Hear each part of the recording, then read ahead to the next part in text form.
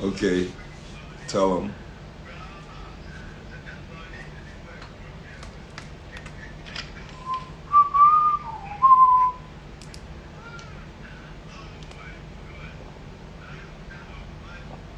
Agua, agua, agua.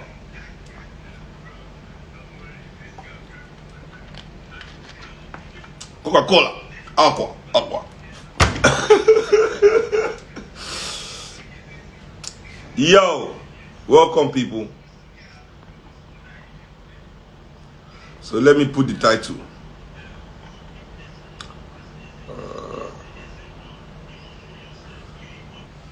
To shed your precious spirit. I'm not going to go over that. You can check it in the last live. So this one is now part 2. The people. What can we, the people, do? What do we do to shed the oppressor spirit where we they carry? And where they come from? You understand? Why we say we, the people, too, cannot stand for ourselves proper and do what we're supposed to do accurately and correctly for the betterment of our own country and for the betterment of ourselves. You understand? So, why? It's a good reason. And it stems, and the answer is very simple. Very, very simple. Ready? Ready? The answer stems from what we want. The answer stems from our desires. What we value. What do you value? What are your desires? Many of us, what we want and our desires, we not think I'm true. Now manufactured desires. Now the desire we they don't put for our mind. So as soon as the oppressor can make you value his own value and desire what he desires, then the oppressor will get control over you easily. So that's the way we the people they fall victim. And that's just the simple reason. You understand? So what we need to do is ask ourselves, what do I value as a human being? What do we value? In as much as we know what is good and what is bad and all those kind of things, our society gets way of controlling people. You understand? People say that law they control society. Not be law really they control society. Now me and you, what we tolerate, then they control society. And what you tolerate come from what you desire and what you want. Now you desire determine how you move, what you allow around you. Simple and short, no more, no less.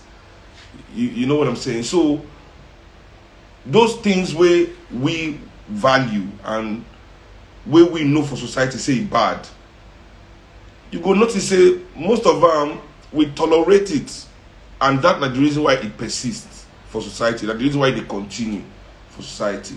Which I try to talk, we say, for example, let's look at greed. Let's look at greed, right? Greed now something we be say, everybody will say bad.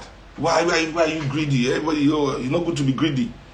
But at the same time, it's good to be greedy. At the same time, it's good to be greedy. You understand? So many people, even though we say we don't like greedy people, we allow greedy people to be if they are dope. So far when they collect money for their hand, when they see something they shun, because don't mistake greedy with stingy. A man can be greedy and be, giving money out and be generous. Greed and generosity sometimes go hand in hand. Many greedy people are also generous people. So don't mix them up. But we allow people to be greedy, we allow this kind of rubbish, So another aspect, say for example now, Igbo smoking.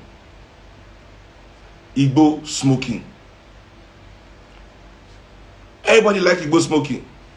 Igbo smoking is against the law, right? But these days, unlike back in the day, these days you can light up almost anywhere, nobody care, and everybody's cool with it. That kind of thing. Nobody really care. So society, you can see more Igbo smokers outside doing what they like. Prostitution. In the world of Lagosians, Oloshoism. You know, girls everywhere, you know, prostitution is bad, but we are okay with it. You know, that kind of thing. So the oppressor has a way of, when we say, his own value for society. This is what you need to survive for society. It makes us believe in those things too. You know, so even though for our society, we all know that stealing is bad, we allow stealing. As long as, you know, you are a successful thief, you know, you can flaunt all the things you are stealing very well. People don't mind if you steal.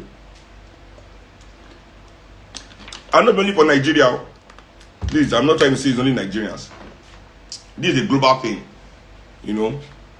The big thief is hailed. Now only small thief wait and they catch. So the values of the oppressor constantly for our society, you know, we enforce it. You know, and all those simple things like that. Now, the things where we need to understand also, now we say, we as the people, we have the opportunity and the power to shift the narrative. We as the people, we get the power to shift the narrative. They feel me?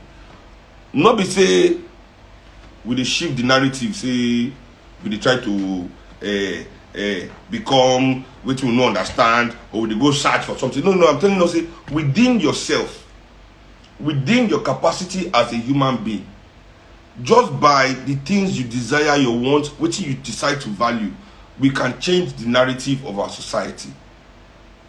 Okay, so what do I mean? We understand, say, we must love one another. We all know that loving one another is a good thing. We all know, say, to trust one another now the solution to our problem for Nigeria. If we get what they call solidarity. And solidarity only comes from what? Trust. So you see, I mentioned two values now within us. Love, trust. Now, kindness. Not be generosity, you understand? Anybody with money can be generous. But to be truly kind, you know, is special. To be truly kind is a gift. You know, is one of our gifts as humanity that we can present to one another. So you see, this kind of things that we can control, we as the people, we do for our hand, we the people, will be our power. You know, because humanity is connected in that way. Humanity must trust each other to build anything. Humanity must love each other to value anything. You know. But you see, these things, you cannot value it because why? When you value these things, our society make them look weak. Let me put it this way. Our society make those values look weak. I don't touch on this thing lightly some time ago during NSAS.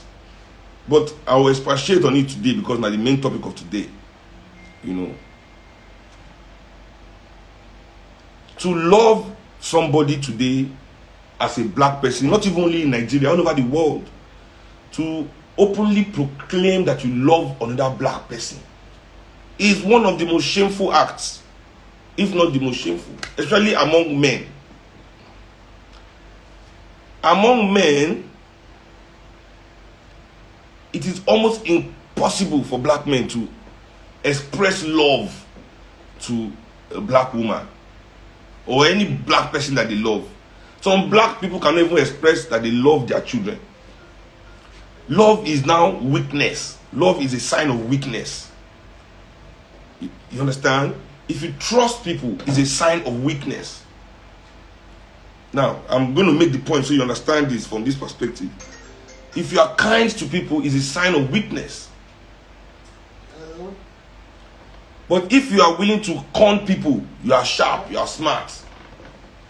If you are willing to cut people off and not care, if you don't give a fuck, not giving a fuck is more valued than saying that, oh, you care. Now, this matters a lot. You know, we live for a world that is, I don't give a fuck. Yes. And they make it difficult to say you care. They make it difficult to say you care. They make it easy to say you don't give a fuck. Because that place don't what the oppressor need us to be. The oppressor need that spirit, that value. So you see, now these wants and desires. When you look at Nigerian elite and the rich people in Nigeria, and they express their wealth so conspicuously, you know, I can buy my wife a car and you don't have to know about it now. Why must you know I bought my wife a car? Why must you know the kind of car I buy my wife? Why must you know the house I've built, the house I'm building, how much it cost? Why should anybody know the amount the shoe I just bought cost? Why should anybody know those things? Why should anybody know those things? As they tell the people those things, are they willing to tell us the bribes that they pay, the backroom deals, the corruption that they are, you know? So why do we have to know about the conspicuous consumption? Why do we have to know about the balling, as it's called? It's because they need you to desire those things. It is not, listen to me, motherland people, not be coincidence, say everybody who they see for TV all look the same, all want the same thing, all talk the same, act the same, move the same, cherish the same things, desire the same things, as if black people all over the world are just like one human being that think one way. We don't understand, as black people say, even that image is a prison. That image. Dr. Amos Wilson made the point. But in the makeup for black America, now for Africa is even worse, because we are now withdrawn even one step from this way in the top. We are still one step below this one. In they tell them, our African brothers for America, they say, when you don't manufacture the things you want, right? The things you say you want, you are not the one making it. That means it is other people that are manufacturing your desires. So other people are manufacturing those things you say you want. Your desires are being manufactured by outsiders. Those outsiders that manufacture your desire can easily manipulate your society, your mentality, the way you interact, and the way they want.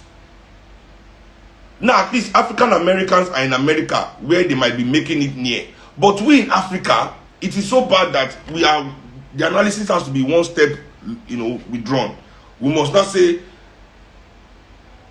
not only are we not manufacturing our desire, that desire itself the manufactured desire is a manufactured desire. Oh my God.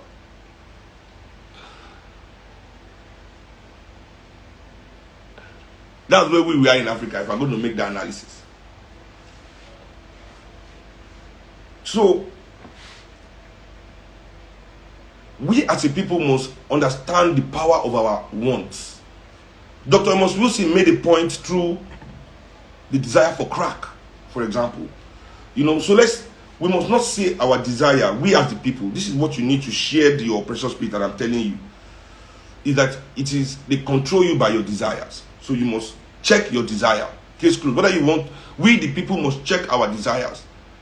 You cannot be fella, but when you have money, you are spending it like Obasanjo. You have money, you are spending it like Buhari. You have money, you are spending it like Tinubu. But when you are in the street, everybody is fella. You understand? Because your desire is mimicking. If you are fella, really, that means you must desire what fella desires. That is the way the spirit links. You cannot be fella, but then you desire what the antithesis of fella desires. You understand? Fella must desire black freedom, African culture. and the development of the nation, justice for the people. That is the desire. That is the desire. So fella is not this. This is from the desire, right? So, but when we make money, what do? We behave like Obasanjo, like little Obasanjos, Buhari's children. We all behave like Buhari's children. Get some money, so because that's where our desire is, and that's why Ngongo is where the problem stems from. So, before I made this quick analogy, I did make the point. Wait a second. Sorry, guys.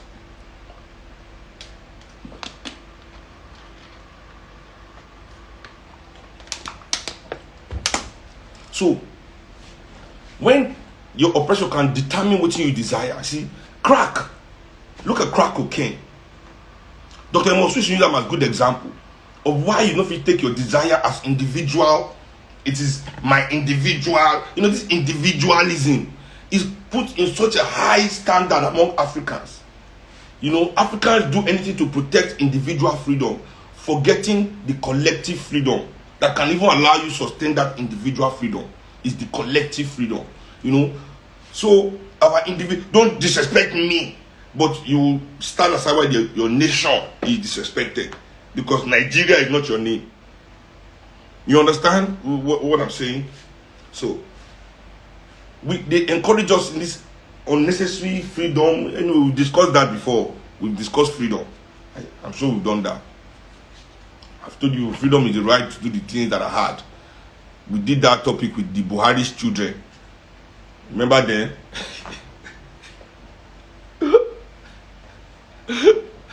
Anyway, I digress. So, crack, even though it's one person that say, I desire crack, I want crack. That's their desire. It affects their family. That desire begins to affect the community because somebody has to deal that crack. Then somebody else is coming and say, why are you the one to let me to deal? They are fighting over customer. That desire brings violence to the community. That desire, your own personal desire, has brought instability to the community. You understand? So our desires are powerful. The things we value in Nigeria, we might complain a lot, but we not really take our mind to understand, say, those things are truly against us. I made the point before. I say, yes, it is okay to go out and drink and party. But if you cannot live without going out to drink and party, that means going out to drink and party has become your prison. It is a prison now. You're not in control of it. Whatever you want to do in life, you must be in control. Discipline. Once you lose control, you've lost yourself. You've lost discipline. See, not yourself. I mean, in relation to activity, in relation to desires. Yes, desires. Not in relation of your emotion or your, because you know people always think that they can control themselves. That's another white lie that they've been telling us. Control your emotions. Control your emotions. Nobody can. You will control it till one day you will blow up and shoot everybody in your school. You know, so anyway, in relation to whatever you are doing that is external of you, yes, any kind of how do I put it, stimulant, any stimulant. So yes, food is a stimulant, exercise is a stimulant, sex is a stimulant, drugs, any kind of stimulant. If you don't have the discipline to know when to start and when to stop, when to not want, when to want, then you are lost to it. It becomes a prison for you. You are taking it thinking you are expressing freedom, but the fact that you cannot not take it means you are not free. You know what I'm saying? So, when I tend to talk to a lot of young African people, even today I had two of my younger nephews here. You know, Madi is not my only nephew. My brother gave me some more nephews. Those are the big ones. you know. And I spoke to them too on things like that. So it is those things you want that keep you in bondage of your oppressor. Finish. We as a people must begin to now value those things that make us strong. What am I saying? Let us value those things that make us strong. Take your power. Your power is in those things that you have with you. Case closed. No, it's not with anybody else. Your power is in those things that you control. So what are the things that you control?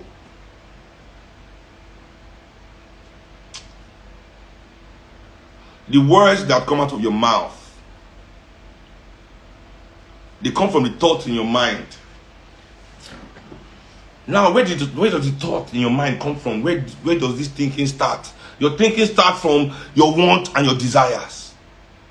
So you see what I'm telling you about your want and your desires? It shapes your value. It shapes your values. Your wants and your desires shapes the words that come out of your mouth to everybody you talk to. We really need to study Amos Wilson on this. You know, pedagogy of the oppressed is a good one to study for we, the professionals that have raised our head a bit within oppression. But for we, the people, we need to study Amos Wilson, man. Because the guy got it. He got it down to a T, man. He got it right. Your desires, it is what you want. It is those things that you need that will determine the relationship you have with your wife, the relationship you have with your brother, the relationship that is what will make you be anything. And as long as people give you the wrong desire, as long as people are able to shape what you need, manufacture what you desire, and you have not thought about it yourself, and you just think it is what you need, and you are just running head first, chasing everything that they are throwing in your face. Because why? You see, now it is not a fault of the people. I don't want you to think, when I was on Ebuka's show, I didn't want to be going back and forth with him because I'm my guy to a certain extent. And he said, well, everybody likes to party in Lagos. Because I was blaming the partying, the sponsorship of the partying and everything. He said, but everybody likes a good time. The truth why everybody likes a good time in Nigeria is because all the rich people are always having a good time. So we think when you have money, that's what you must do. Have a good time. They are the ones that let everybody want to have a good time. Because that's all we see them doing. Do you see them building? Do you see them creating? Do you see them inventing? Have you seen them doing? Everybody just knows they are having a good time. They are the ones that infect us with the having a good time spirit.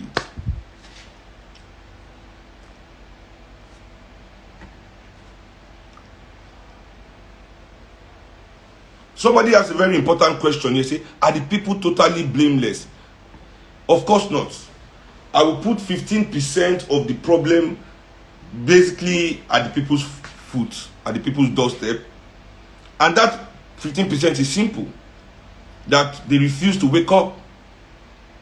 They refuse to shed the spirit. Everything I'm saying to everybody here, they can tell what it is.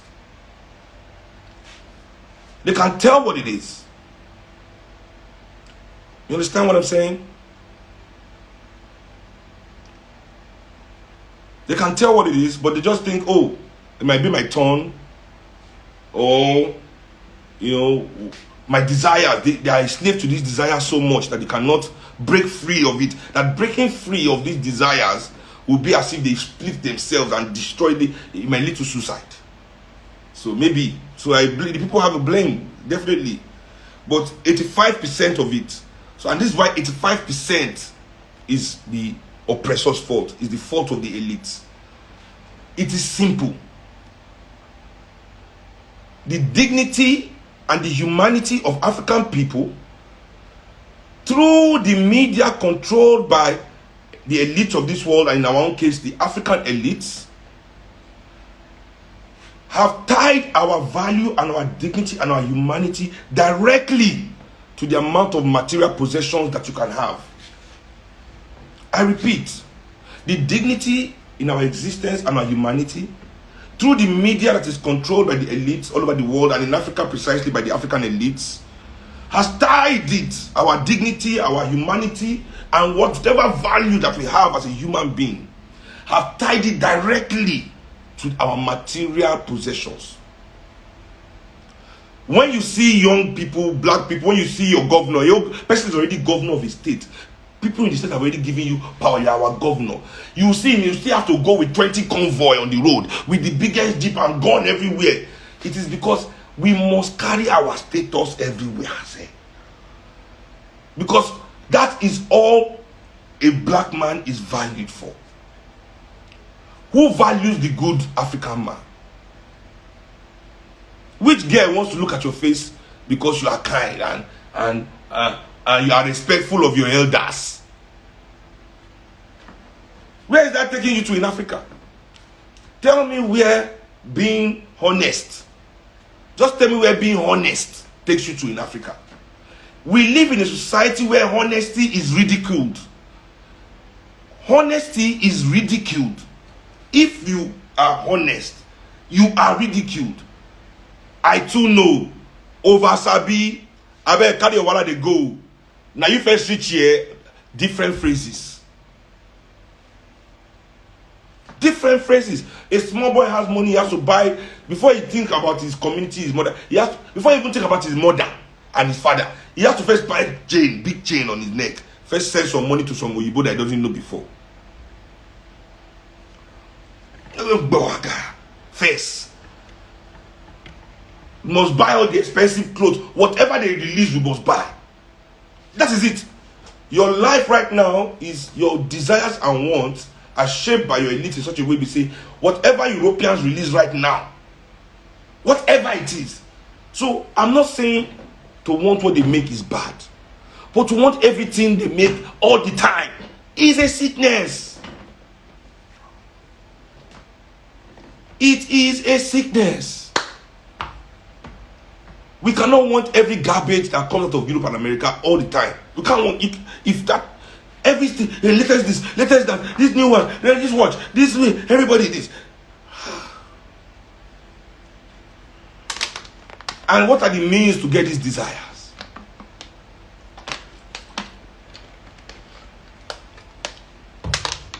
You must chase their money, their currency, most especially, you must chase their largesse.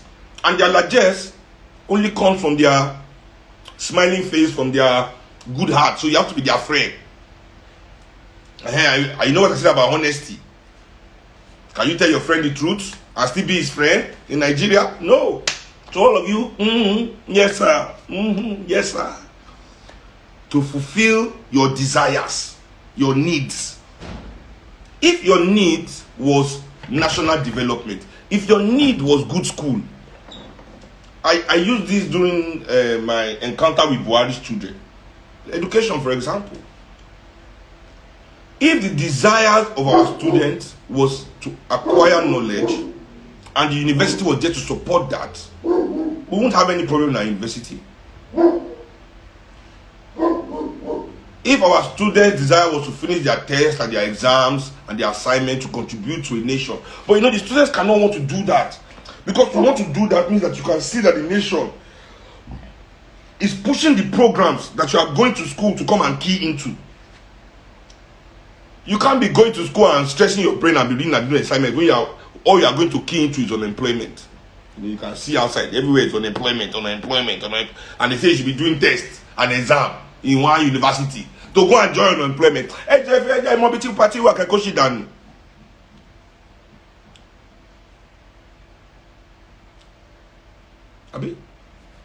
So, what the things we value must begin to change. And I'm not saying drastic change. I'm saying let us add national development to our desires.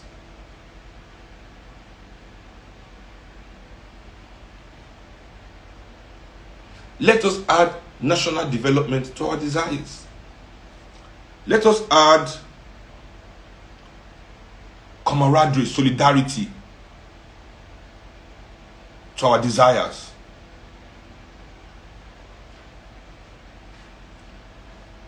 Do you understand what I'm saying? Because the moment you start moving in that way,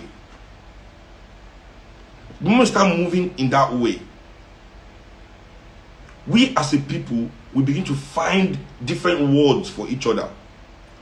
we'll begin to find different ways to relate with each other. There's no, how do I put it?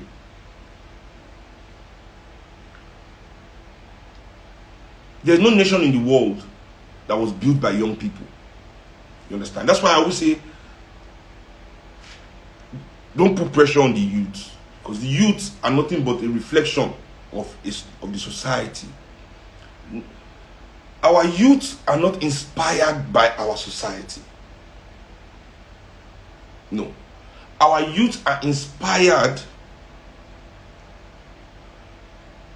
by the things our society can help them afford to buy from abroad. And that is a failure of the elite of this country. That instead of our nation to be our biggest inspiration, our nation is nothing but a source or some kind of bouncing stepping stone to our inspiration, to our ultimate destination. And that is what must change. And we the professionals, as I've said before, must create the platform to help the people build this dream. We must create the platform that the people will key into. But for the people to key into it, you by yourself too, you must not have the same desires as those that are oppressing us. We must begin to shift our desires. It is a process. I'm going to name drop a bit here. So what's the process? I was talking to MI, African rapper number one. We should be the same one. What's it called? Gunners Group. We came close. We are still very close. I've just not spoken to him since COVID.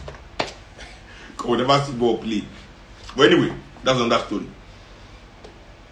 So I said, MI, for us to relate, someone from my own, for us to relate with the system, we must be willing to commit class suicide. Meaning that we must be willing to say, we will never be admitted entry into the party or this of their largesse. We must accept the fact that whilst they hold power, whilst these people hold power, that you will never be allowed to come, whatever in their midst. And you must be able to and willing to accept that. And that's all we the people must accept also. For us, we don't really have, how do I put it?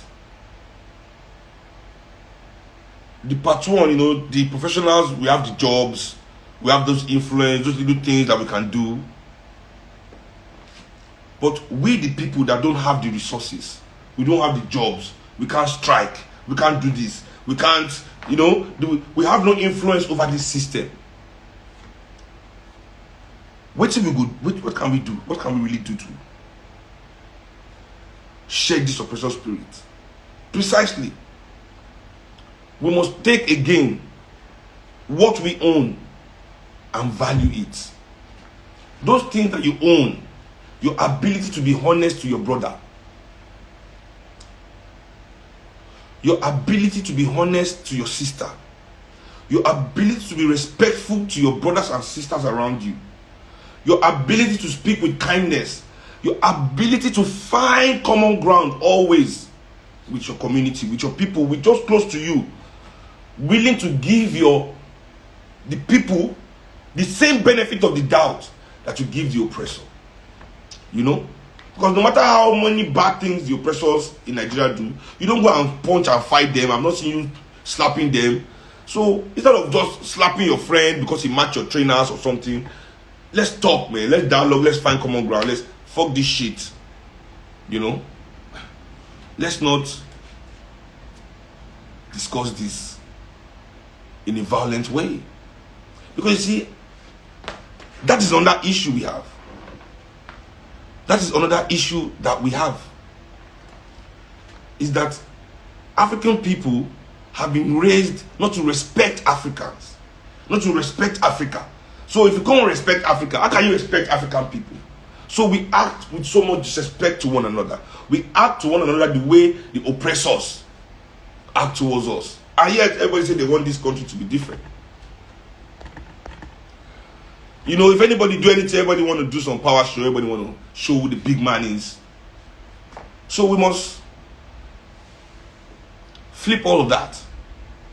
We must be able to trust ourselves again, regardless of what Nollywood is telling us. We must be regardless of what Nollywood is telling us. We must be willing to trust each other again. That's it. We must be willing to come together, embrace ourselves, you understand, and move ahead from there. Simple. Who is this one? Say, why are you scamming people? You see, scamming people, okay? How am I scamming people? Am I collecting money? See, my best friend called me yesterday from Denmark. See, this is why I don't monetize anything I do. Because they are mad people, stupid people whose parents never loved them. So they never experienced real love from birth. So the only way they know how to communicate with the world is from a place of negativity. Because that's all they've ever known, you know. Scamming people mean I'm trying to get something from people, you know. I'm trying to get it. My friend said, yo, Seun, there's an app now that you can be getting donations while you're talking. People donate. I was watching one guy, they were just giving me $5, $10. I said, I don't monetize my struggle. The struggle cannot be monetized, you know, in this way, you know. Because what I'm giving people right now is just highlights. People enjoy highlights, you know. Everybody here, I have 334 people right now, you know. 330, 332 is fluctuating, is going up, going down, you know. You are enjoying the highlights. Many of you are not willing to watch the full match, you know, because it is not yet your desire.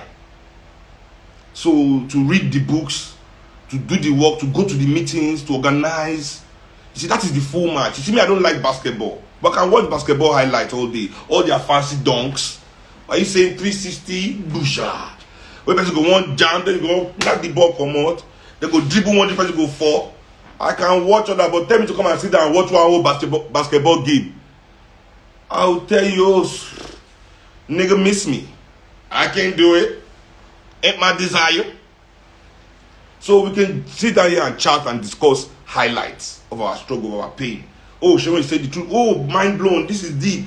But how deep are you willing to go? Are you willing to live here and just take this information and, oh, you're willing to say, what is Big Equity talking about?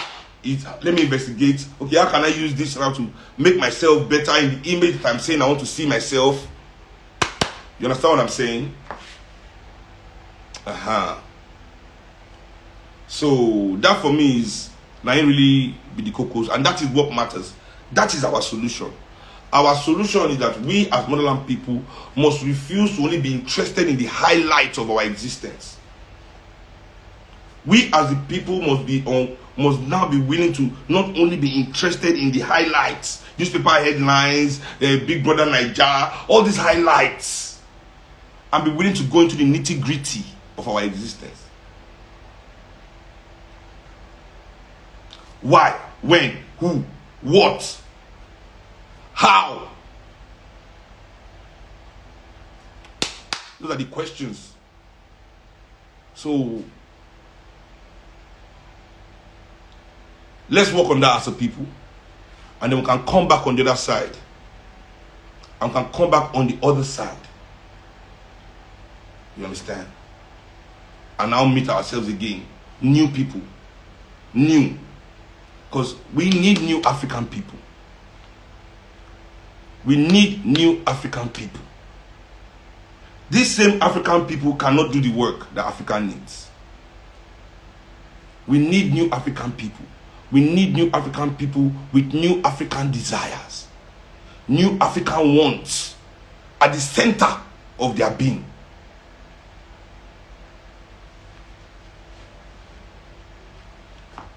This is how we shed the oppressor spirit. Because the more you fill yourself with the needs of Africa, with the desires, African desires and African needs, not manufactured desires and manufactured needs, the more you can fill up yourself like that, You know what happens? You know what happens? The oppressor spirit go push outside.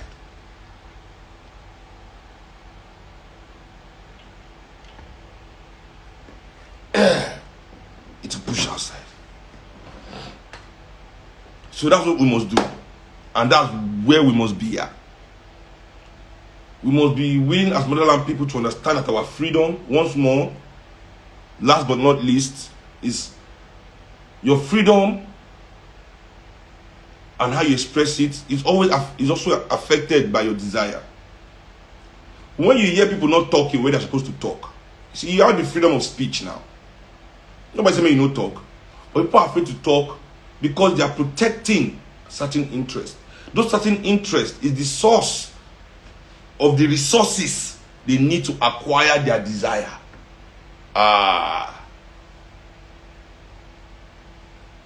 So you feel me? So many people, even their freedoms by themselves, this is called self-censorship. You by yourself, they don't need to tell you by yourself to stop yourself from acting in the right way to defend your rights in order to defend your desires. So that's what it is. I'm reading the screen to see if there's an interesting question I can answer. Okay. No, people are generally okay. Now they tuned in. I know what they talk about. Now they tuned in. So yeah. So as we move on now, it is important to say we are not. This is not highlight shit. This is not highlights. We want to be involved in the game. We are watching the full game. We want to know the full game. We want to know the rules, the regulation, who the referee is, the match commissioner, the UEFA, the FIFA. We want to know every goddamn shit about this game. That's where you must be. And you see that the more you investigate, the more you study, the more you learn, the more you elevate yourself, the more you raise your consciousness, the less the oppressor's value will be able to stay inside of you. You understand? So, the way to shed the oppressor spirit is by capturing solidarity with the people. You must recapture your solidarity. The moment we, the people, can recapture our solidarity, we expel the oppressor. The moment we can recapture, that's why they spend so much to make sure that we hate. Nobody said likes poor people. You are thinking of yourself bad. If you are poor, you are diminished. If you go back to my life, I've discussed broke, what it means to be broke. So all that is leading to this. So understanding what it means to be broke, the linking of money to brokenness and why it doesn't even make sense, and things like that, So let us, as much as possible, not be afraid to love. Let us not be afraid to love.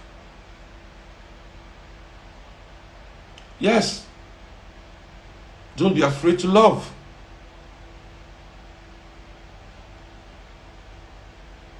One of the biggest problems I see in our society is that many people cannot express love how they should because they are almost ashamed.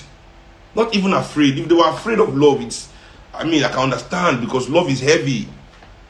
Love is heavy. Love is, so maybe I can understand.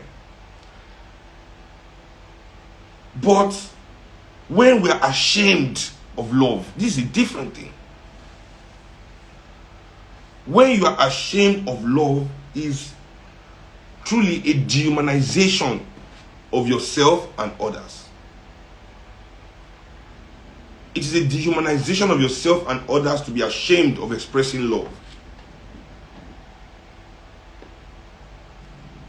And they make sure we are like that. I can count 1,000,000 songs that tell us that if you fall in love with a girl, if you say you're in love, you are stupid, And I have 1,000,000 songs the other way that tells girls that, if you love a man, you are stupid. Nobody should just love anybody.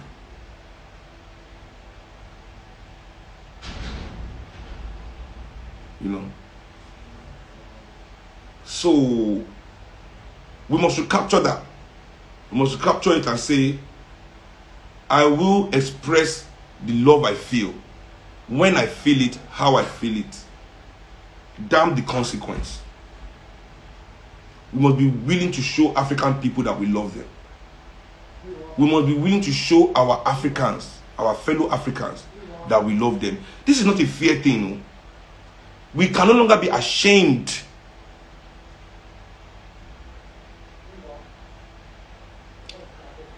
Because the same people that are telling you that you should be ashamed to say you're in love are okay to also tell you that they kill black people in their music.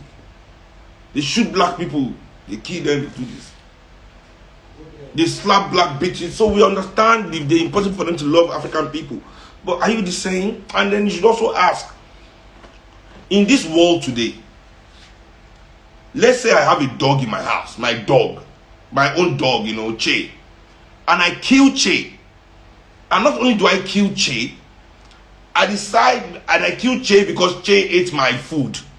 I had a legitimate reason to kill that dog. He ate my food, you know. And I go in my studio and I record a song about killing my dog for eating my food.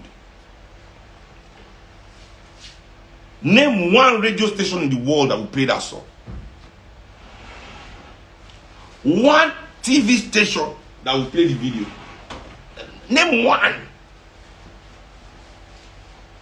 But these people are willing to play music to you constantly about how black people are killed. And people don't even ask why. Why is black death musical entertainment? When these same people will not allow you sing about killing a cat or something like that, you know, and put it on the record. And listen, you can hear 1 million of these songs, nobody's killing a white man. Nobody. I'm sorry to say, I mean, don't shoot the messenger. I hear hip hop when I swear where. You know. Nobody wants all these motherfuckers, they don't want to shoot white people. Nobody is shooting white people. But niggas and black women, black bitches and niggas. Whew. So we are good to be killed. We are good to be smacked. We are good to be dragged. Not good to be loved. So we must reverse that. These are the things in our power. And it is this thing that we must, immediately we start to do it, immediately that they say, oh, hate Africa, but you choose to love Africa instead, things will start to change in Africa.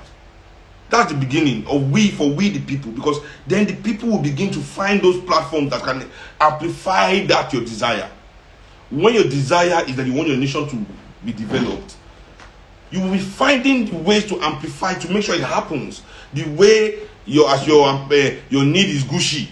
And see how many hours young Nigerian boys spend on computer just trying to get Gucci shoe. And so imagine if they were like that trying to free this country. Imagine if their desire, the core of their heart, that where these bastards have gone to put Gucci, where they're going to put Louis Vuitton, where they're going to put Benz, where they're going to put all those Rolex watch, where all these people are going to put all those things in our mind. Just imagine if our freedom and our liberation and the advancement of our country was in that same place. Because when they say African people are scared, it's a lie. We are the most, because I see boys, man, the way they go after what they truly desire, the way they go after it, the way African boys, so that's why I know the strength of this our elite, and I know how wicked they are, because they know what they're doing, you know. You know what they're doing.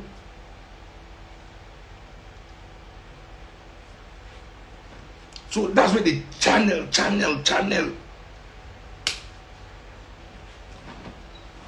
And many people are making comments. Your comments are too outrageous.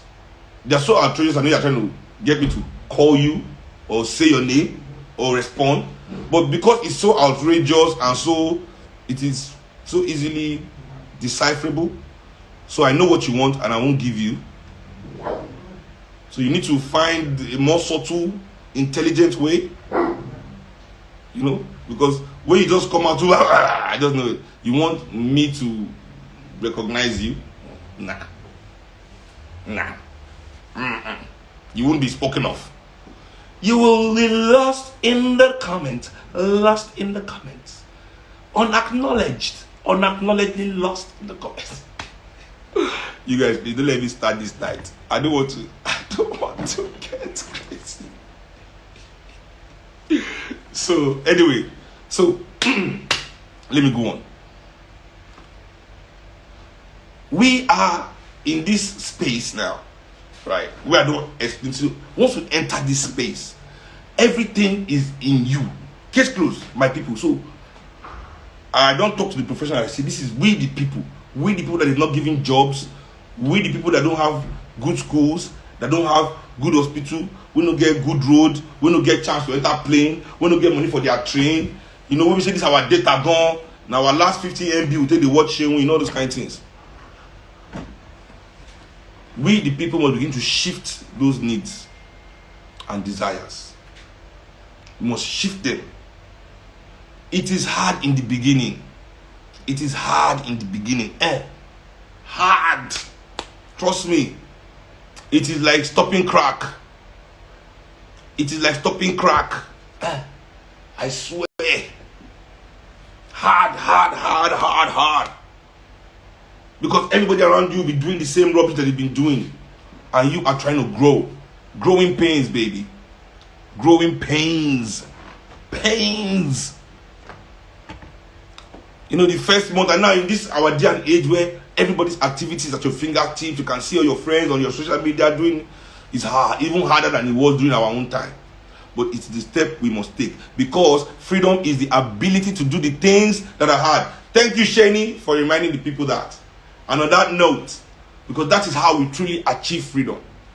Our desires must now come from the ability to do those things that are hard. You know, not the easy things, not the cop-outs. Not to be dishonest, because it is easier to be dishonest in Nigeria. It is easy to cheat in Nigeria. It is easy to backstab your friend. It's easy to be disrespectful to your elders. It is easy to hate Africa. It is easy to hate other Africans. It is easy to kill Africans. It is easy to, so many negative things are made so easy for African people to have access to. But we don't have the freedom to go to good school. We don't have the freedom to go to have good health, transport ourselves on good road, eat good food. We don't have the freedom for none of that. Even as young black people, we don't have the freedom to see the world. We are like trapped in our continent. For a young African child to leave this country and see the world, your parents must have seen millions. Or you yourself, you've seen millions. Or you are just lucky. It now becomes a thing of luck for you to live, for you to travel, see the world, move around this earth that is also your space to be in. You know. So these are the things that we must now begin to understand. Our freedom must now also be a weapon against the oppressor. We must use our freedom to do those things that will help us shed the spirit of the oppressor out. Exorcise from within ourselves. You understand? And as soon as we exercise the spirit, let us now start looking for those professionals that are building the platforms that we can key into to project our new spirit, the spirit of the new Nigerian, you know, the new African, you know, the new African that is no longer interested in those things, those lies that have formed those things that he thought was his desires, those manufactured desires, manufactured wants. You understand what I'm saying? Yeah. More power to the people. And I can't go today without discussing about Cuba real quick. As you can see, I always have Che Guevara behind me, so you guys know that there's no way I can hear what's going on in Cuba and not talk about Cuba. I stand in solidarity with the people of Cuba, and they are genuine, because one of the things that happened in Cuba that sparked this protest is that the people have found out that their government have been selling the COVID vaccine, you know, that's meant for the people on the black market, you know, and the people of Cuba have the right to stand up against corruption, but that doesn't give the United States the right to say they are going there for regime change. The United States has no right to go to Cuba for regime change for anything whatsoever. Let the Cuban people handle their crisis. it is left for the Cubans and the Cubans only. Win the world, definitely. You know, don't give a fuck about what the United States think about what Cuba is doing. All we know is keep your dirty hands off Cuba. Let the Cubans handle this shit. You know, that's what happens. That's what we mean. You know, thank you very much. And somebody said, what about South Africa? Who asked South Africa? Haiti. I want to do a whole session on Haiti. You know, we should do a whole historical session on Haiti from the days of Toussaint Louverture. You know, because people always say Wilberforce ended slavery. The man that ended slavery in the world was Toussaint Louverture, about 150 years before Wilberforce ever thought about it, and done it in England by the revolution in Cuba, where he proclaimed all men free on the island and banned slavery on the island. You know, but we'll do that maybe two more this thing from now. I'll prepare a nice discussion on Haiti. And on South Africa, a luta continua. A luta continua. Good night.